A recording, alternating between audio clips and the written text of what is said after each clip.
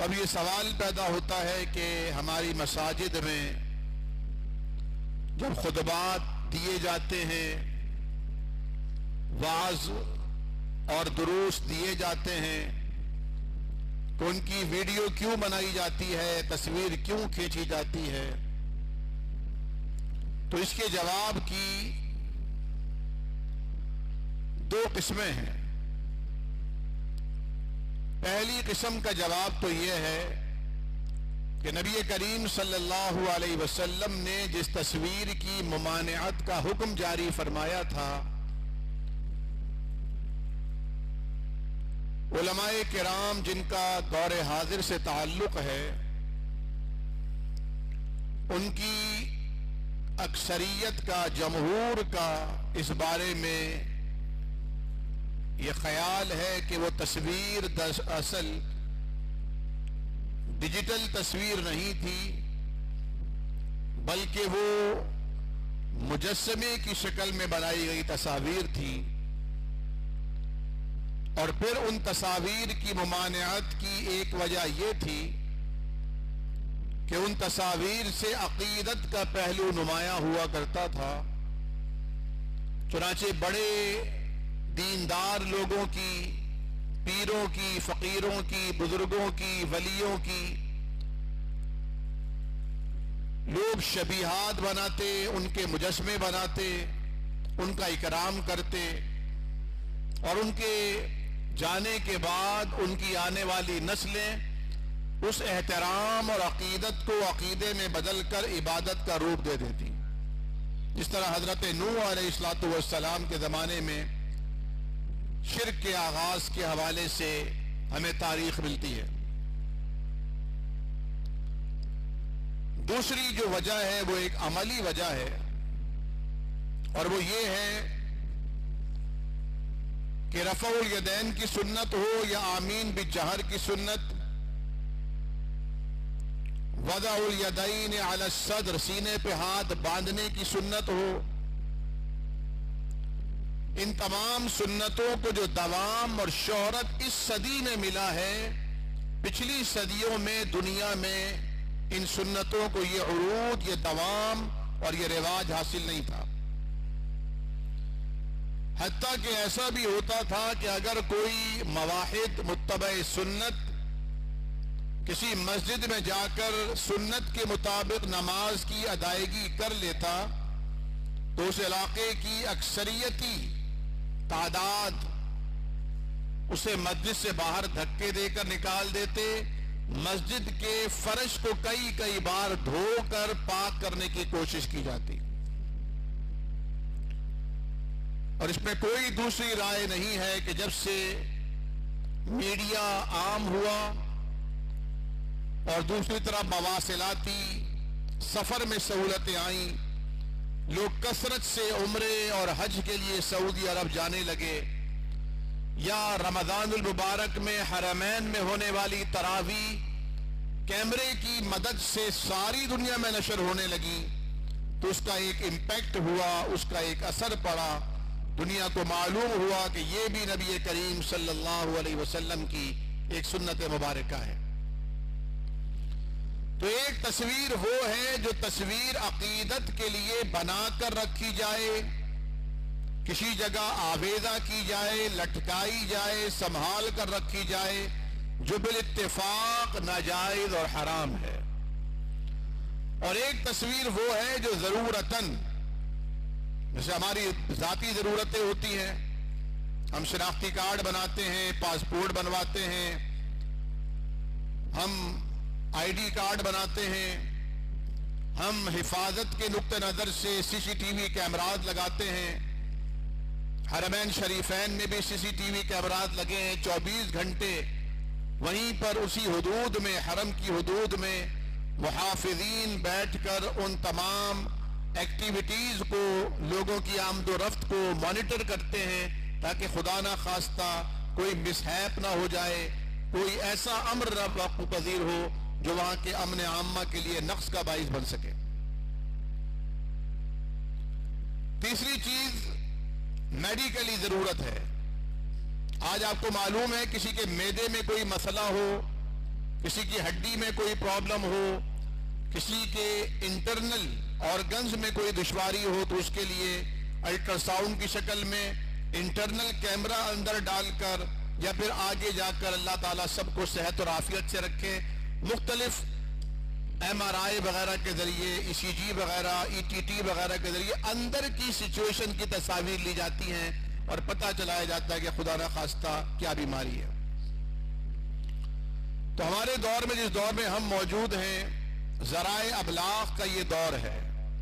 بلکہ یہ بات عام طور پر کہی جا رہی ہے کہ یہ دور اب تلواروں سے جنگ کرنے کا یا میزائل ٹیکنالوجی کا دور نہیں رہا، بلکہ یہ 5th جنریشن وار ہے، جہاں نئی نسلوں کے دماغوں کو فتح کر کے قوموں کو کیپچر کیا جا رہا ہے۔ ہمارا ہمسایہ ملک بھارت بظاہر ہم سے جنگ نہیں لڑ رہا، لیکن وہ اپنی ثقافت، وہ اپنی فلموں کے ذریعے، ڈراموں کے ذریعے، انٹرنیٹ کے ذریعے ہماری نئی نسل کی رگوں میں سرایت کرا رہا ہے۔ چنانچہ آج کے بچوں کو اردو لکھنا اور بولنا نہیں آتی، ان کی زبان پر اکثر اور بیشتر الفاظ ہندی کے ملتے ہیں۔ ساری زبانیں رابطے کا ذریعہ ہیں، لیکن اگر وہ دشمن کی زبان ہو تو آپ سمجھ سکتے ہیں کہ دشمن ان سے کیا مقاصد حاصل کرنا چاہتا ہے۔ مبارکباد پیش کرتا ہوں امام کعبہ شیخ عبد الرحمن السدیس حفظہ اللہ تعالی کو، امیر مرکزی جمعیت اہل حدیث پاکستان علامہ پروفیسر ساجد میر حفظہ اللہ کو، ناظم اعلیٰ سینیٹر ڈاکٹر حافظ عبد الکریم حفظہ اللہ کو، جنہوں نے باہمی کوشش سے، اور حافظ عبد المالک مجاہد دارالسلام والے حفظہ اللہ کو، جنہوں نے باہمی کوشش سے پیغام ٹی وی کے نام سے ایک ٹیلی ویژن اسٹوڈیو اور پورا ٹیلی ویژن چینل قائم کیا ہے۔ اور آپ کہیں گے کہ ڈاکٹر صاحب نے ڈاکٹر صاحب کا نام نہیں لیا، یعنی حضرت ڈاکٹر ذاکر عبد الکریم نائک حفظہ اللہ تعالی، جنہوں نے پیس ٹیلی ویژن کے ذریعے ساری دنیا کے مسلمانوں کو ہی نہیں، انسانوں کو بھی جھنجھوڑ کر رکھ دیا اور بتایا کہ old, new and latest testament only is Quran for this world, اس دنیا کے لیے اللہ کا آخری پیغام، جدید پیغام، نیا پیغام صرف اور صرف قرآن ہے۔ لاکھوں ہندو، سکھ، عیسائی، بدھ اسلام کی دعوت سے سرفراز ہو گئے، یہاں تک کہ انڈیا کو مجبور ہو کر ذاکر نائک کے خلاف سازشیں کرنا پڑی اور انہیں ان کی نیشنلٹی ختم کی، انہیں انڈیا سے بے دخل کر دیا، لیکن اللہ رب العالمین کی زمین، ان ارض اللہ واسعۃ، اللہ کی زمین بڑی وسیع ہے، اور اللہ رب العالمین کے چاہنے والوں کے لیے اللہ رب العالمین کے ایسے بندے موجود ہیں، کہیں مہاتیر محمد کی صورت میں ملائیشیا نے اپنے دروازے کھولے، کہیں سعودیہ نے اپنے دروازے کھولے، ہر ملک کے مسلمانوں کے دلوں کے دروازے ذاکر نائک کے لیے کھلے ہوئے ہیں۔ اسی طرح کہ اگر عیسیٰ علیہ السلام تشریف لائیں گے تو کیا ساری دنیا کا عالمی میڈیا اگر اس وقت موجود ہوا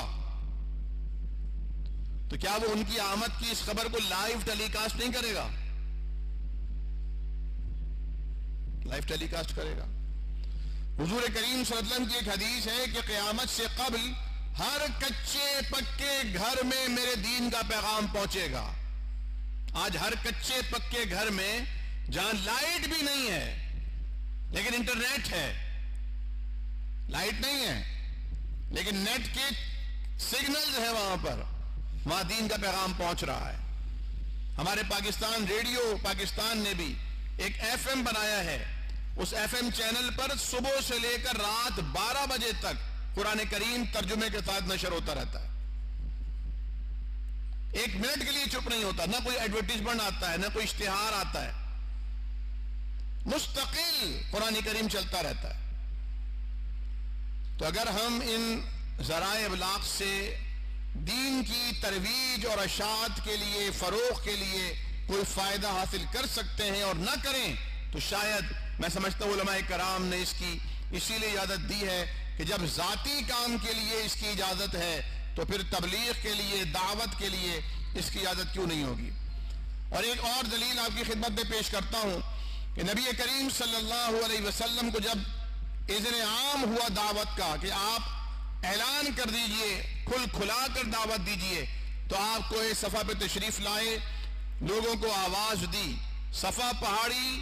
اور جو آپ کا انداز تھا کہ آپ نے سرخ کپڑا لہرایا، یہ انداز اس وقت مروجہ تھا، یعنی جسے بھی کوئی اہم اور ضروری اعلان کرنا ہوتا وہ صفا پہاڑی پر آ کر اعلان کرتا، کپڑا لہراتا، لوگ وہاں جمع ہو جاتے۔ چنانچہ آپ نے وہاں یہی ذریعہ ابلاغ اپنایا جو آج سے پہلے کسی غلط کام کے لیے بھی استعمال کیا جا رہا تھا۔ جس طرح پانی کا ایک گلاس آپ کے پاس ہو تو آپ اس گلاس میں کولڈ ڈرنک، پیپسی کولا بھی پی کر اپنا معدہ خراب کر سکتے ہیں اور دودھ پی کر اپنے آپ کو طاقت بھی مہیا فرما سکتے ہیں۔ جس طرح آپ کے پاس وقت کی بہت بڑی طاقت ہے، آپ یہ وقت کسی گلی کے کونے پر، کسی سڑک کے چوراہے پر ضائع بھی کر سکتے ہیں اور مسجد میں گزار کر اس وقت کو ہمیشہ کے لیے امر بھی کر سکتے ہیں۔ ہر چیز کے دو پہلو ہیں، ہر چیز کے دو پہلو ہیں۔ یہ جو آپ کے پاس موبائل فون ہے، یہ اس وقت پوری لائبریری ہے، یہ پورا خزینہ ہے، اس کے اوپر پورا موسوعہ آ چکا ہے، پورا یعنی احادیث کی پوری لائبریریز آ چکی ہیں، مکتبہ شاملہ پورا آپ کے موبائل فون پر آ چکا ہے، ایک ہتھیلی کے برابر موبائل فون ہے۔ اور یہی آپ چاہیں تو دنیا جہاں کی خرافات بھی آپ اس پر دیکھ سکتے ہیں۔ یہی آنکھ ہے، اس آنکھ سے آپ اچھا بھی دیکھ سکتے ہیں، برا بھی دیکھ سکتے ہیں۔ یہی زبان ہے، اس زبان سے اچھا بھی بول سکتے ہیں، برا بھی بول سکتے ہیں۔ تو بہرحال یہ وہ ابتدائیہ تھا جو میں عرض کرنا ضرور